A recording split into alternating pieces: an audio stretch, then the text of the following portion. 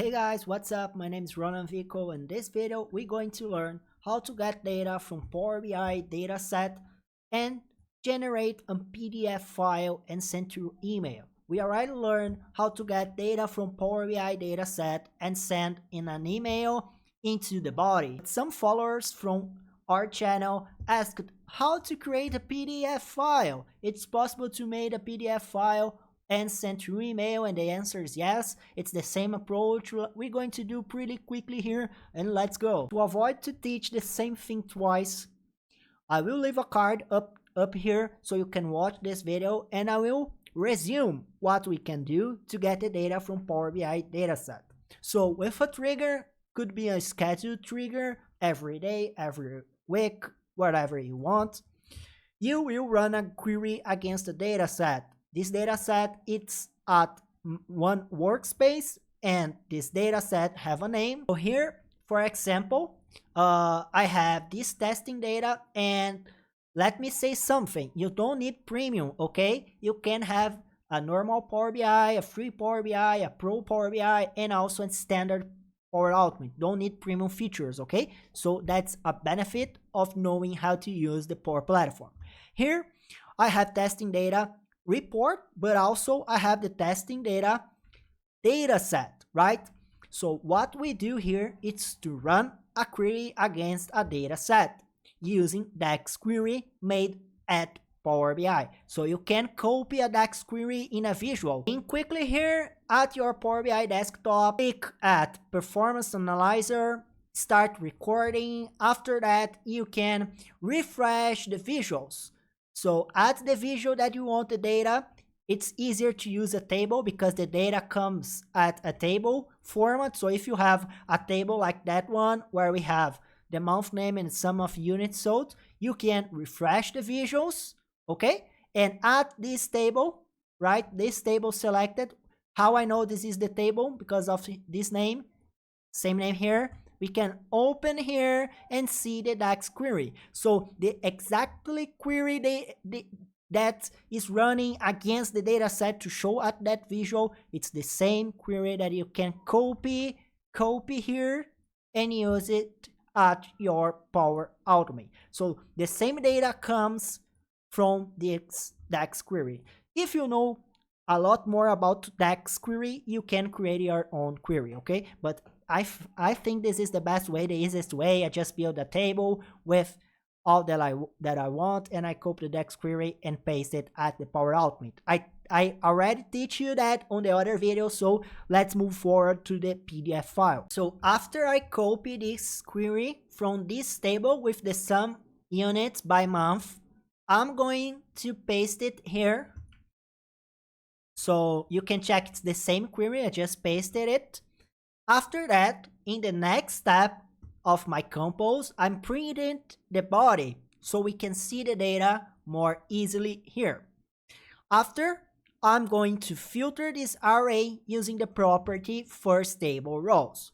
Let's save it, run it, and see what is going on with this flow. And here at the compose, we can see this is the result. Check it out. We have a property result with an array of tables.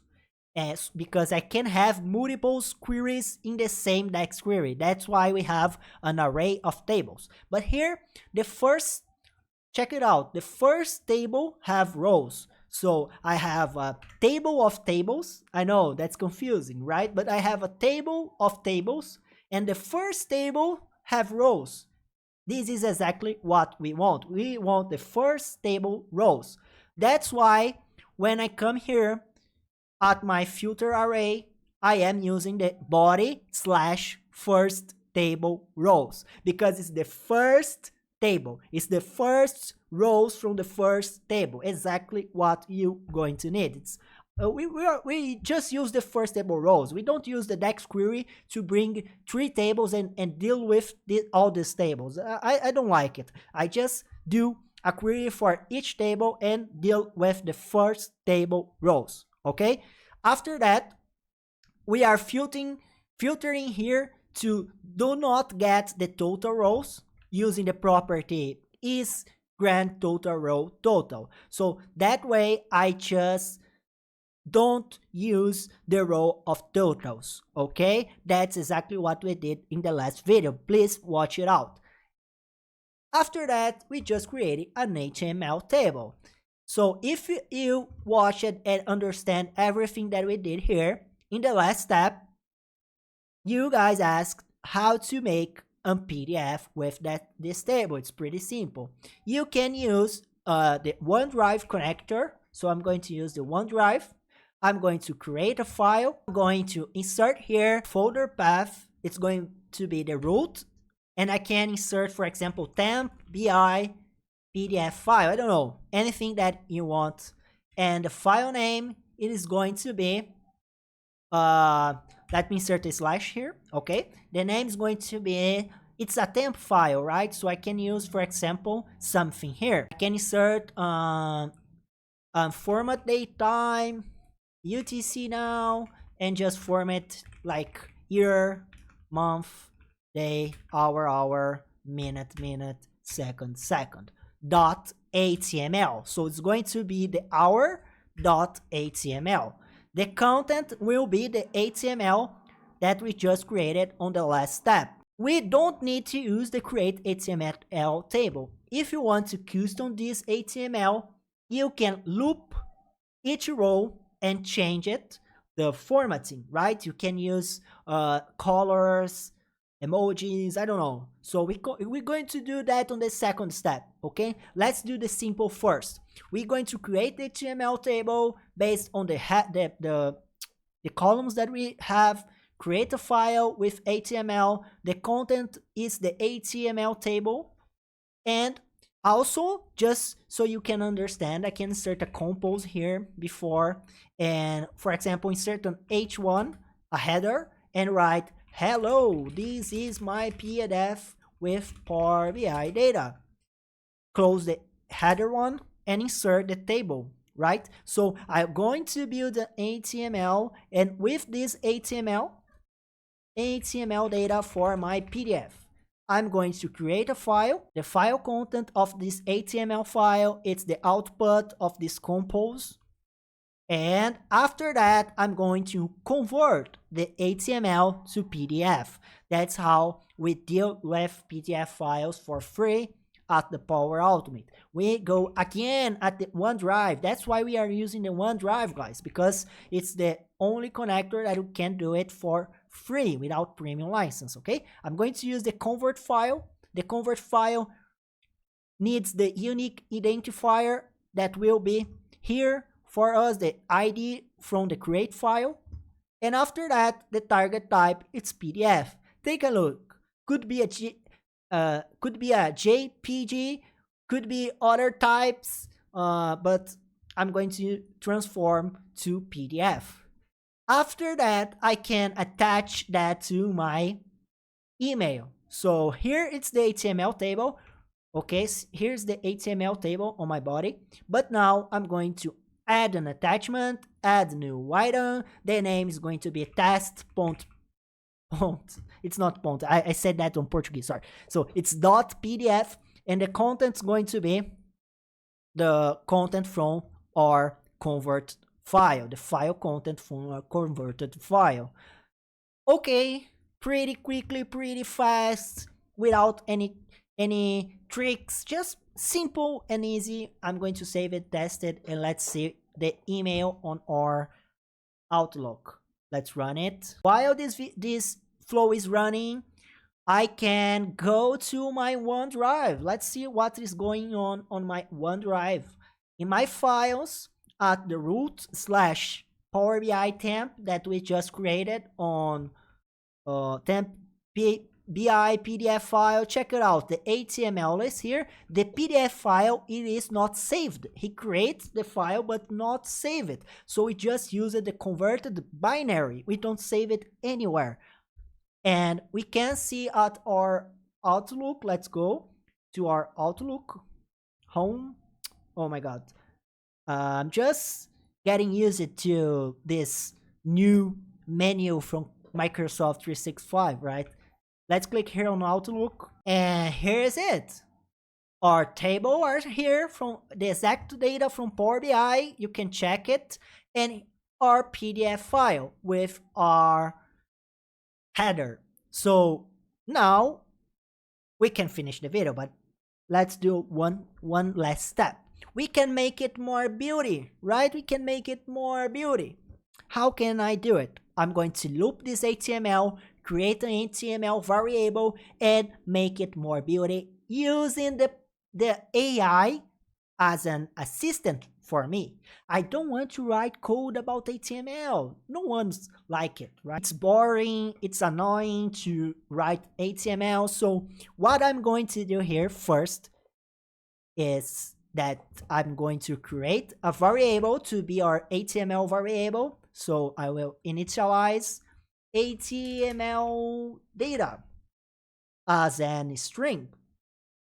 And I will start that HTML data with our header. This is my data from Power BI today. And after that, and for each row, instead of using the create HTML table, for each row of my filter here, I'm going to create a row at my table. For that, I will use the help of AI. Let's see the output of this filter. Show raw outputs. Here is it. I'm going to copy all of that, edit, and use the analyze JSON. I'm going to insert here before the filter array JSON, parse JSON actually, sorry, the parse JSON. I will parse the JSON from that row. It's going to be a loop, and I will payload like this. So with that, I will have the columns mapped. Done. It's going to be more easier for me using the JSON from the row. So JSON row. Now, what I need to do here, let's move the initialize variable before of this for each row at my filter array. I'm going to use the AI to help us, right? So I will insert a compose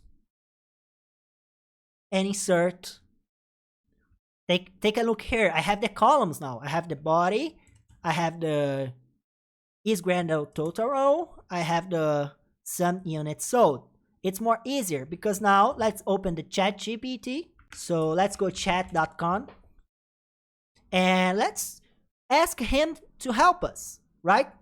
So I will copy this action. I am at Power Automate Cloud building a flow that generates a PDF file with HTML beauty table. Help me format.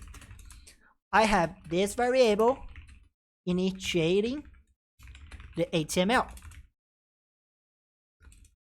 After that, I am looping the rows from a filtered table. And I want to create a beauty table formatted. I will copy this loop, copy entire action. Help me build this HTML.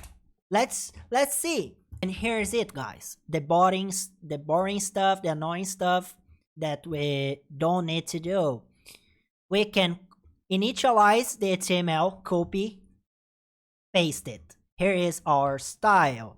After that, inside your for each loop, append a variable like that. So I can copy, paste here, and ta-da! After that, I can insert a variable, append to variable. Oops, sorry, not that. Variable. Append to string variable to my HTML table. I will append this compose, the new row HTML table formatted. I will click here, insert the new row, the output from here. And after that, at the end, we need to close the HTML. So after all these loops, I'm going to copy, paste the action, and to close it, I'm going to insert this. Just showing you that you can use AI in your days, okay? Are you using AI tools? Please comment down below. I want to know from you. After that, I don't need anymore this create HTML table, but I am sending that on our body. I will keep that, but we just need to change the file content from our HTML. I'm going to delete that and insert our new HTML from the variable. So I'm going to click here, save it, and now let's test it. I'm going to click here manually, test it, and run flow.